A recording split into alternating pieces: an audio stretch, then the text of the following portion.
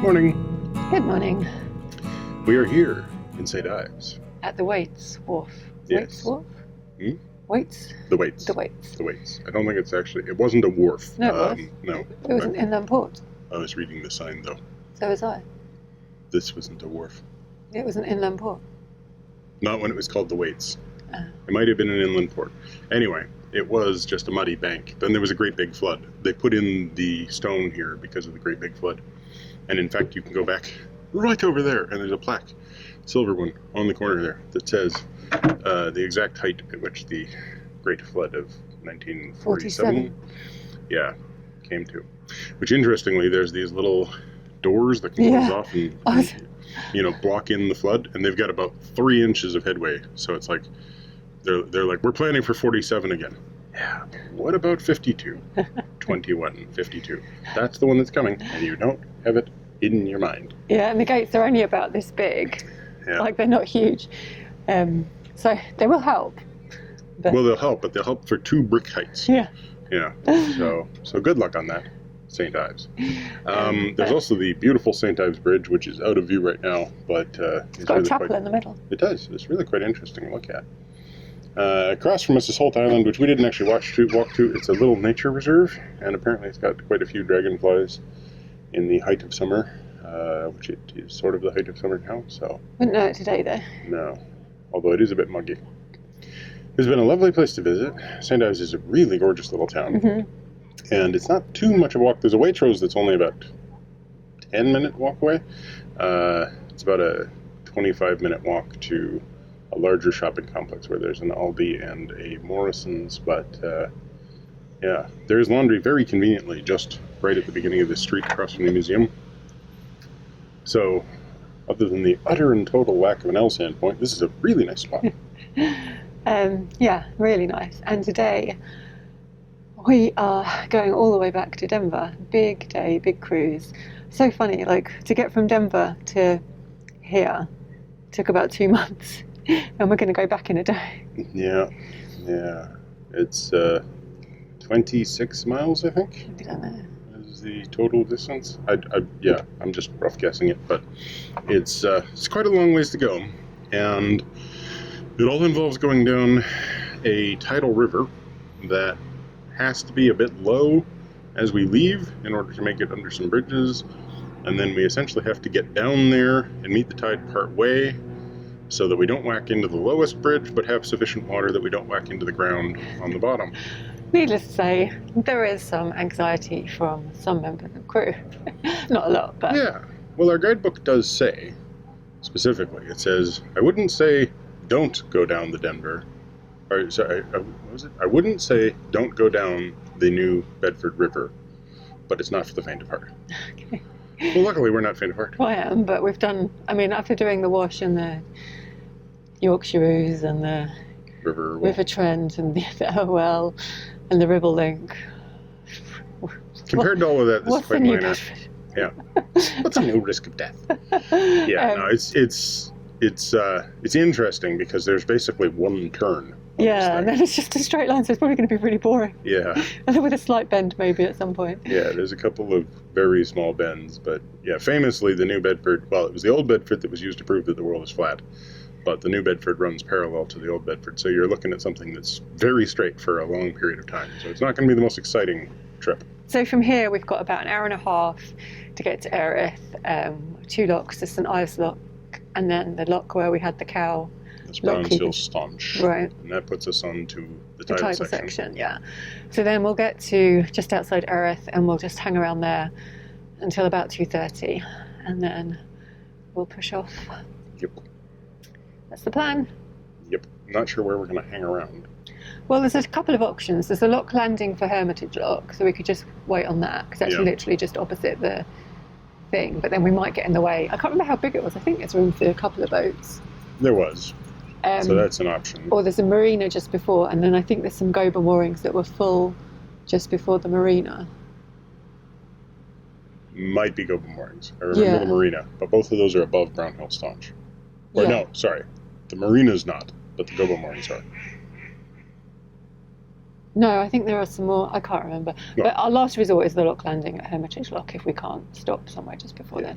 And it wouldn't be a bad idea. It wouldn't be a good idea. It wouldn't be a bad idea to talk to the lockkeeper there either. Although when I called them, they don't really run New Bedford. They just deal with Hermitage. So New Bedford involved a call to the Denver complex to get that all sorted. And we could have gone at Denver. We could have actually just gone past Denver and onto Salter's Lode, and then onto the middle levels. But for many reasons, we are going back into Denver, maybe for a couple of days, maybe for a couple of weeks. We will explain that in the next video. Yeah.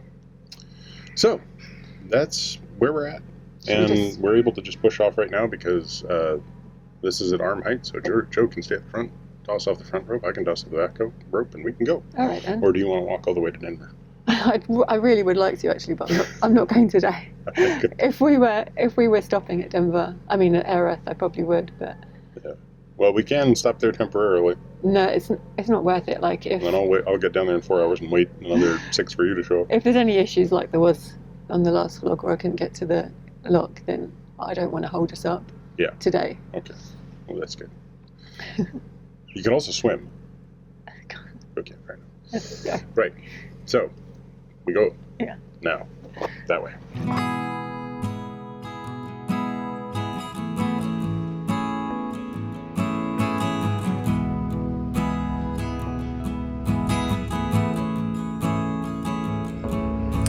So I've just set off and it started to rain. It's really light, so it's refreshing if anything. But hopefully it's not going to rain all day because that would be miserable.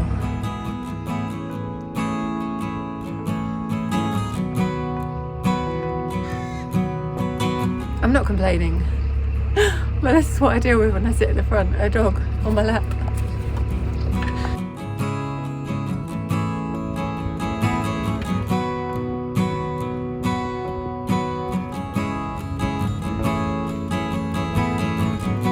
St Ives Bridge is a pretty special one to travel under. It dates back to the 15th century, and as we mentioned in the intro, it's one of only 4 bridges in England to have its own chapel. The bridge has quite a history, and as you can see from the different shaped arches, at some point it was partially destroyed and subsequently restored. The chapel itself's been used as a brothel, a toll house, an inn, a private residence and a doctor's surgery over the years. There's some more visitor moorings on this side of the bridge too.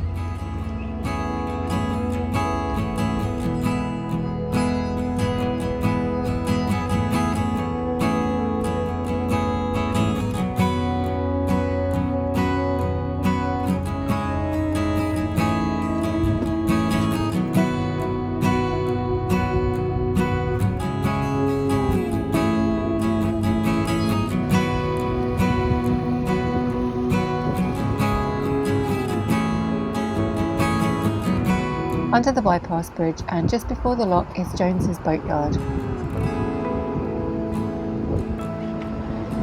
So we're just arriving at the lock and there's 3 boats ahead of us going down, so the same direction as us. George is very keen to get off the boat, so once they've cleared the lock we'll see if anything's coming up and then it'll be our turn to go down.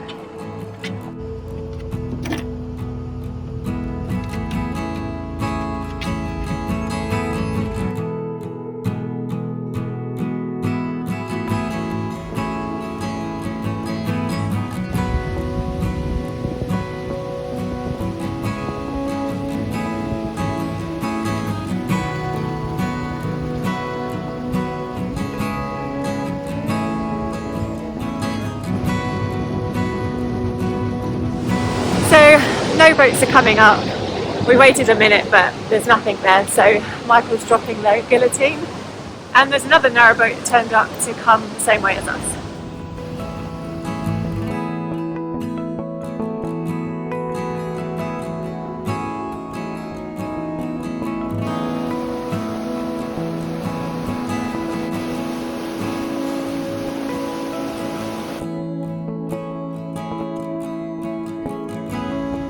Time to bring Perseverance into the lock.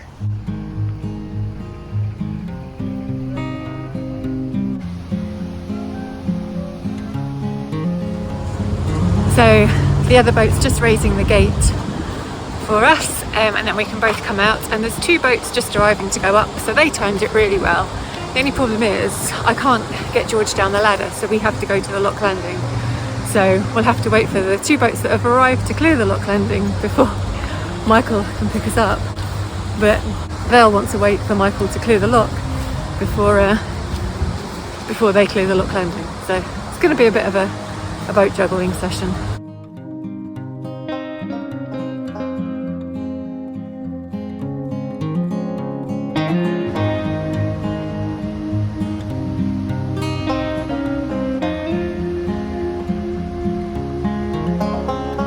Even more boats have turned up on the lock landing, and they're having lots of discussions about which boat should go in first.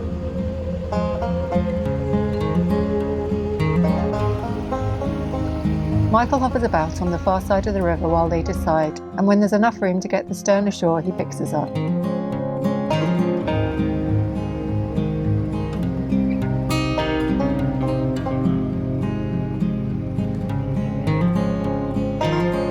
This is actually going to be one of our last days on the River Great Ouse, and after 3 months of exploring its tributaries and loads, we're so sad to be leaving.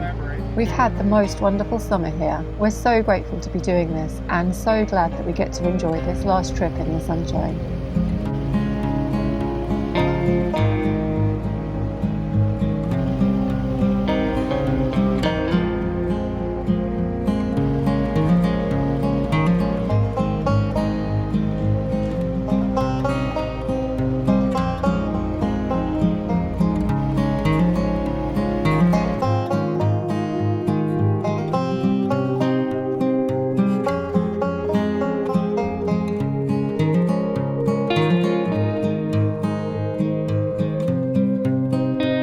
By all accounts, these moorings at the old ferry boat are well worth stopping at. Today we've got our sights set on Denver, so this is one of the moorings that we won't get to try for ourselves.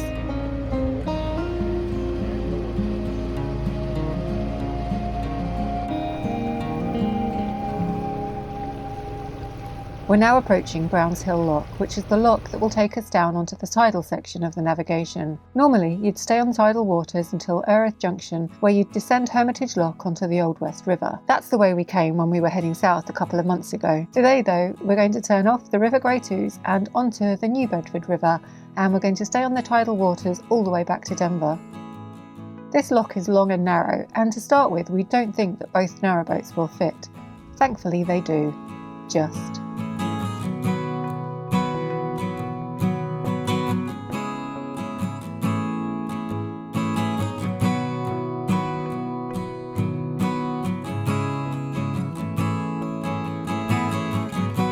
More boat juggling on the lock landing.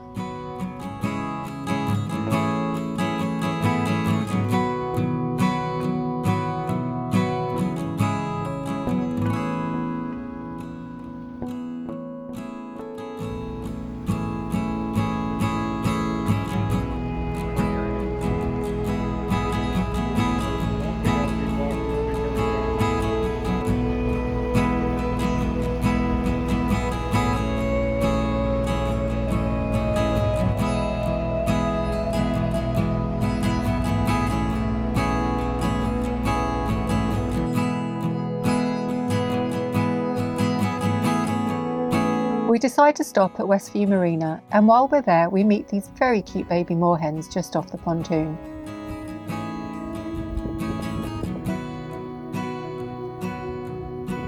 And before we know it, the time is right for the tide, so off we go.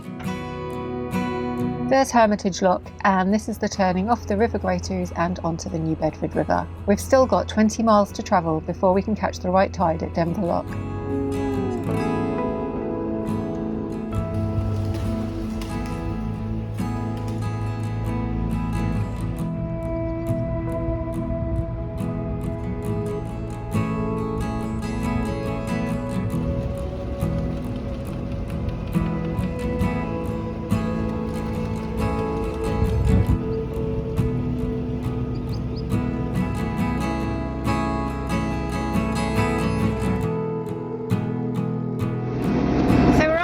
Is it the 60-foot drain?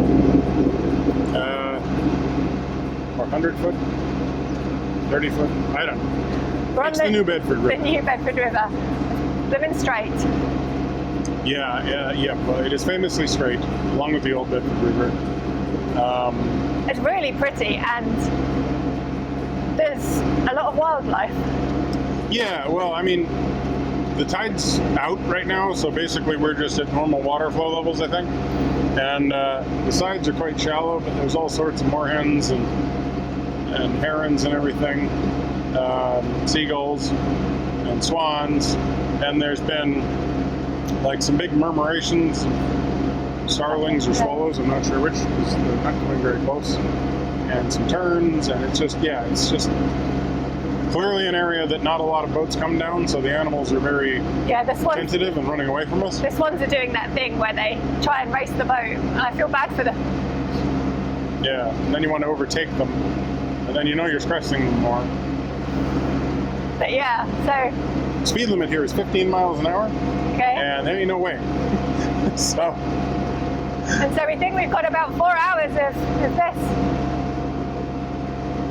Yeah, and for the most part, all I really have to do is just go in a dead straight line while trying to see the curvature of the earth, and stay away from the sides, because a few minutes ago I saw a moorhen get up just walk. about 4 feet beside us and just walk. So then stick to the middle then. Yeah, the middle is definitely the deep channel. More than a few meters to the left or a couple meters to the right, it goes much shallower. So I'm just gonna straight line. If we do hit anything down there, we're going to feel it real quick. So hopefully we don't. So far, so good.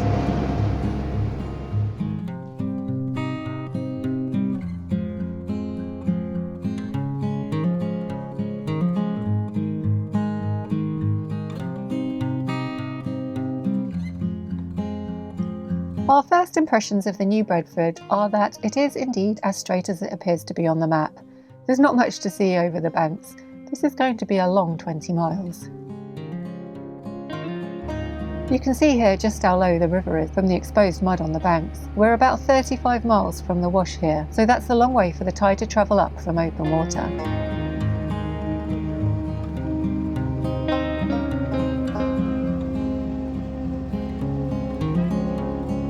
Sutton Bridge marks 4 miles from the junction, so just 16 to go then.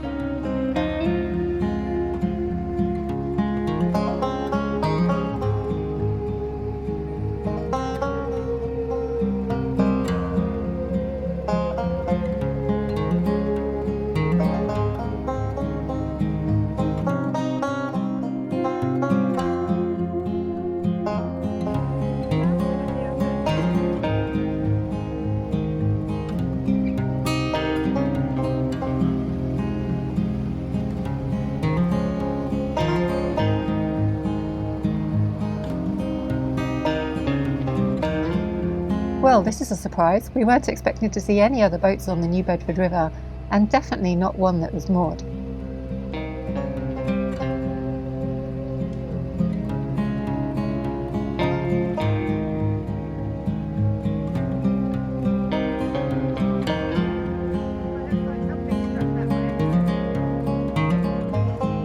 It looks like quite a few boats have hit the bridge here, hence why we had to travel before the tide made it up too high.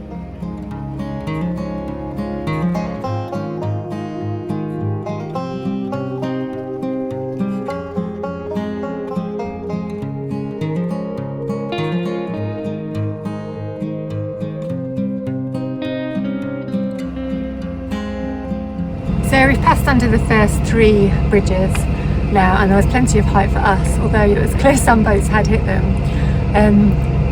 Apparently the river isn't quite as straight as it appears on the map, because there is another bend coming up just ahead, but it's as good as straight, lots of straight bits. And I'm just making lunch for us all. Realised that I gave George a drink at the marina we stopped at, and I left his bowl on the pontoon, so George is bulbous. So I took out some water in his food bowl, and he thought it was food, and then he was really disappointed. So George is having a bit of a time. So maybe I'll take him some treats now when we have lunch.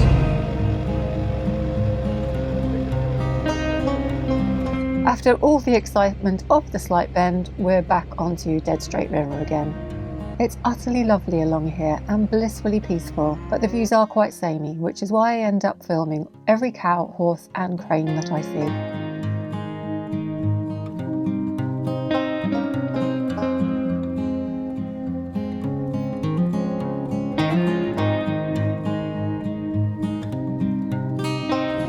So one thing about doing rivers like this, it's really hard to kind of locate where you are without using your phone to look at the maps.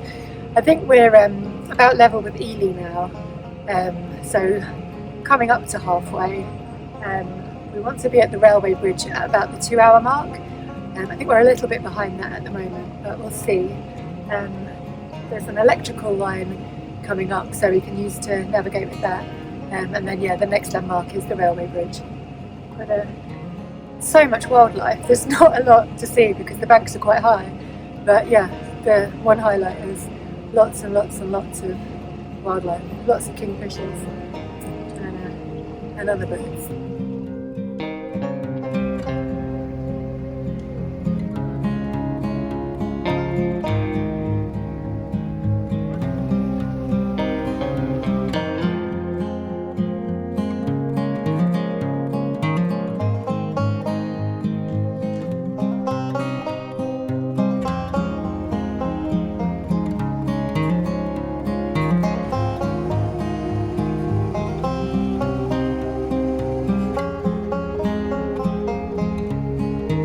This railway bridge is one that we needed to get to before the tide turned, and from the looks of the banks we've made it in plenty of time.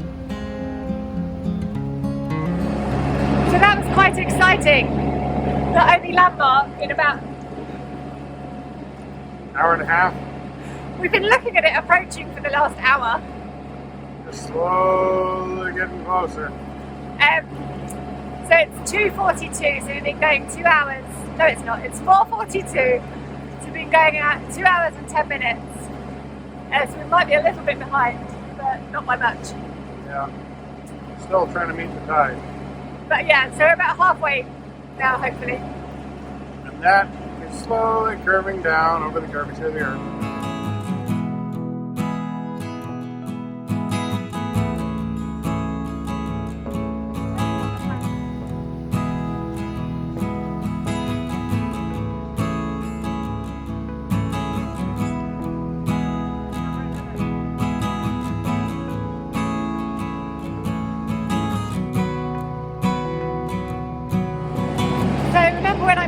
How much wildlife there is. Yeah.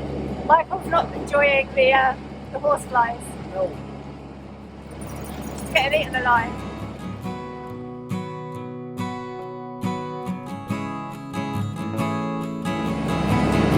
So it's definitely got shallower now, and we just hit some mud. So it's shallower and narrower. And the low bridge is in the next bridge. The low bridge. The next bridge is the low bridge, so hopefully once we've gone past there the tide will reach us and we'll get some more depth below us.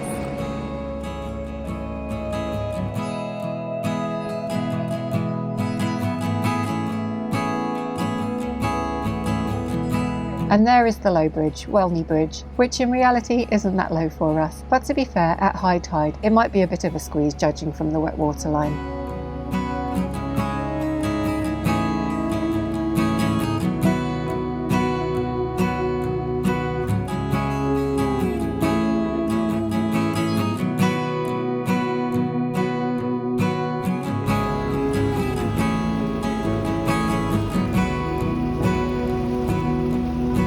So we're between the Welney bridges. Well, that was Welney Bridge. I don't know what this bridge is.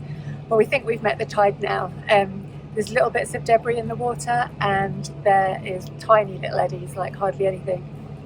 But it's really difficult to see which direction the water's flowing in. But I'm pretty sure that the tide has come up to meet us.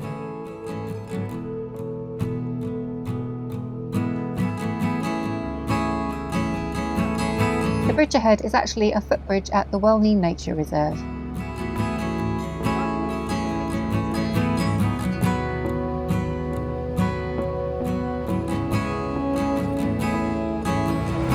So the tide has definitely reached us. the water levels are going up and the boat's having to work pretty hard to push against it. So we've slowed down a little bit because the engine was getting hot. So yeah, it's creeping forward at the moment.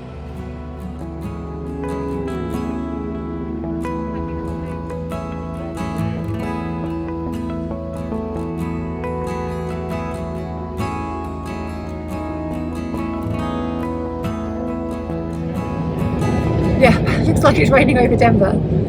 We're still pushing against the tide. I think high tide is at around 6:30 in Denver. So shortly after 6:30, the tide should go slack here, and we should find it a bit easier cruising that way. There won't be water pushing. There won't be so much water pushing against us. So hopefully we'll go a bit faster. The engine's working really hard at the moment, and the temperature's quite high. So we're just letting out a load of hot water to try and help the engine stay cool, which is really upsetting because it was such a waste of water, but never mind.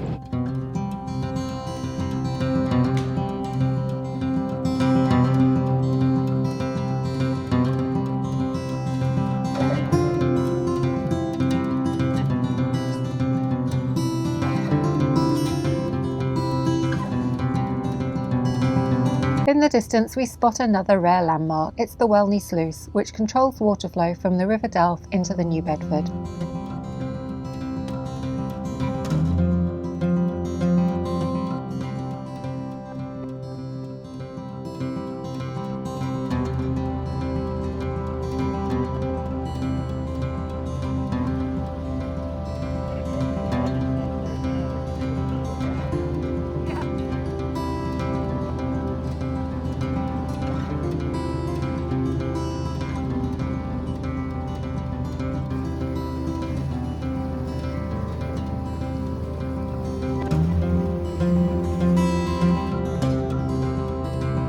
I think it's safe to say that poor George is more than ready to get back onto dry land now. It's been a really long day for him. So the river's really widened up and the tide has definitely gone slack, and we think we can see Denver Complex. So hopefully we'll get there before the tide's too shallow. And we just called the lockkeeper to tell him we were a bit behind schedule, and he gave us some advice about going up to the landing platform and spinning around there rather than doing it tight because it's a bit of a sandbank. So good advice.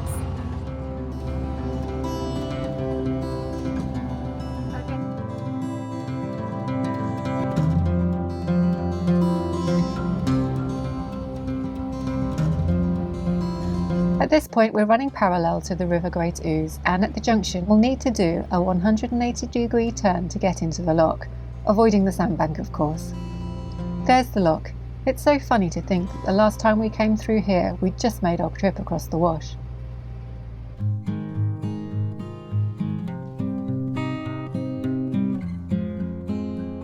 As always when coming off a tidal river, it's a relief to see a lock open and ready for you.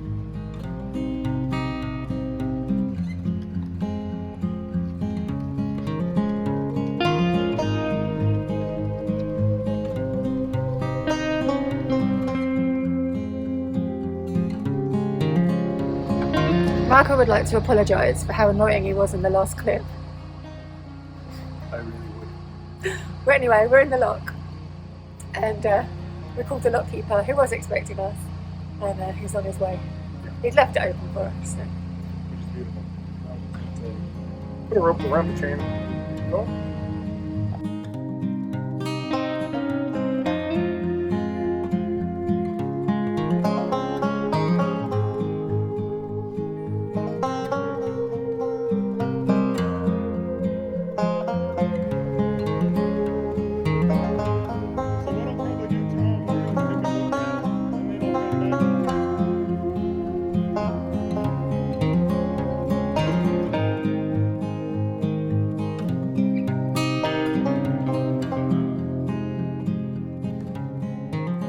So, it's a beautiful evening in Denver.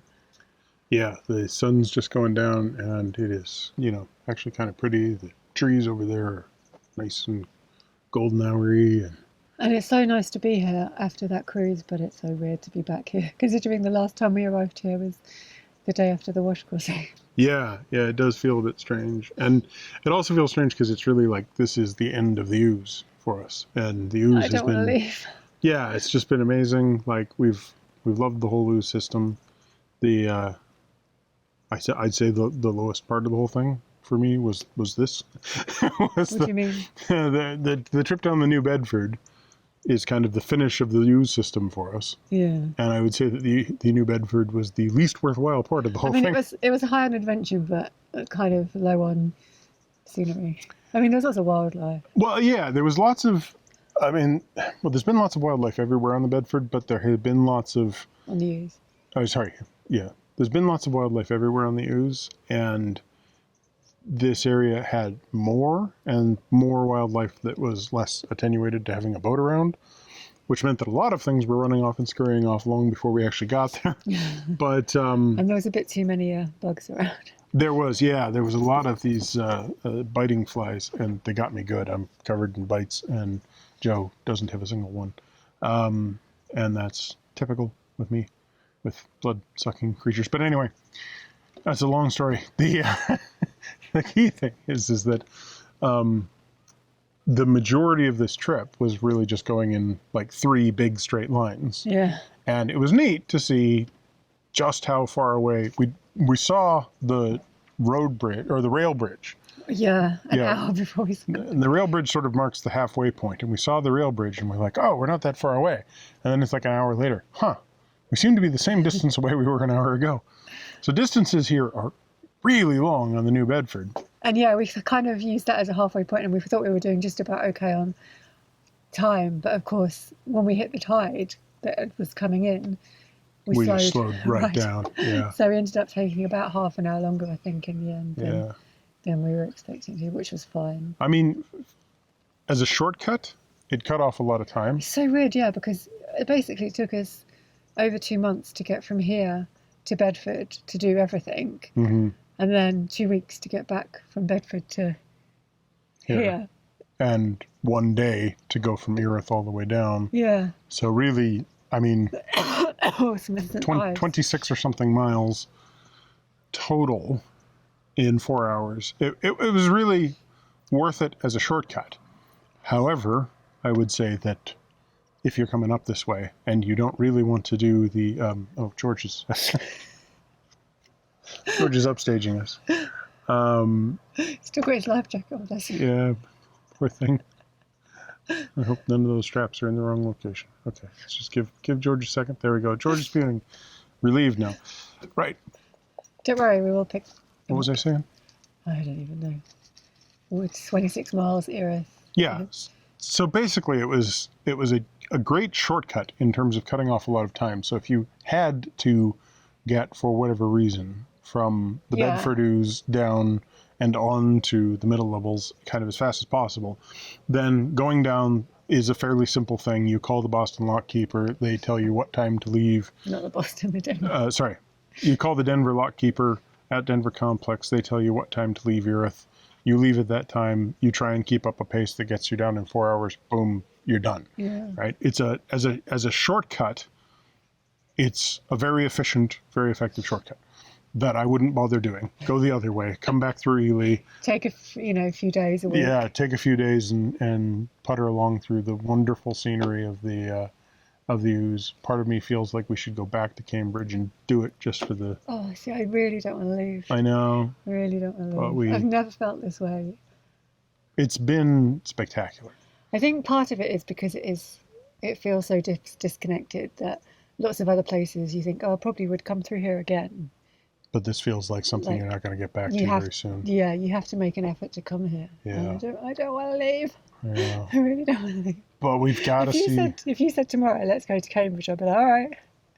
Okay, well, I might just drop that hammer. But at the same time, we really do need to get... We want to do the middle. We need to get through the middle levels, and we need to get to the end. And getting to the end is necessary before, New Year's, for sure. Before the autumn, really. Yeah, and... yeah, I feel a bit sad. Yeah, because it is. It's absolutely beautiful. Everybody who has a boat in England should get out here.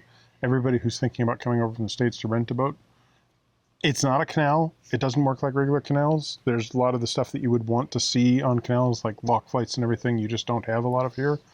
You don't have the history. Well, you have a different history. You don't have the kind of industrial history of England and the canals and everything and all that sort of stuff that you can get on the Leeds and Liverpool or the Rochdale or the Huddersfield. There's no tunnels. But it's just a pleasant place to putter around and see some gorgeous ancient cities and small towns that are Villages. Yeah, that are just fascinating. And the Cambridge loads and the wildlife and the landscape and yeah. We have loved the Great Ouse. I'm really quite emotional. Me too. It's been amazing. Like it really is. I mean, you know, I'm dead tired, so I might not look as excited about it as I have been feeling, but it's like yeah, same thing as we were coming down. I'm so glad that we came to the Ouse. I'm so glad that we did all of this section, and it feels like towards the end we sort of did the leave the best for near last. Yeah. And then we came down the New Bedford, and I'm glad we did the New Bedford for checking that off the box.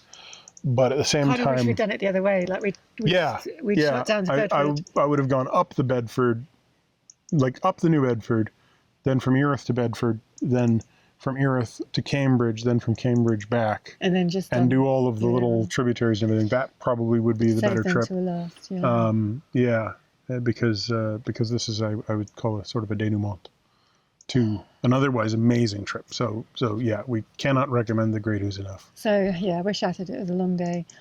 So food, sleep. Yeah. Pick up food.